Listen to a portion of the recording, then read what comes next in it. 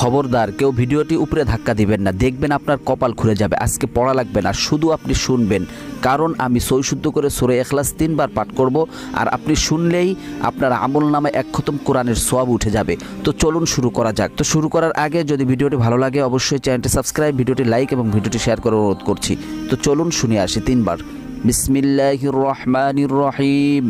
قل هو الله أحد الله الصمد لم يلد ولم يولد ولم يكن له كفوا أحد بسم الله الرحمن الرحيم قل هو الله أحد الله الصمد لم يلد ولم يولد ولم يكن له كفوا أحد بسم الله الرحمن الرحيم قل هو الله أحد الله الصمد لم يلد ولم يولد ولم يكن له كفوا أحد।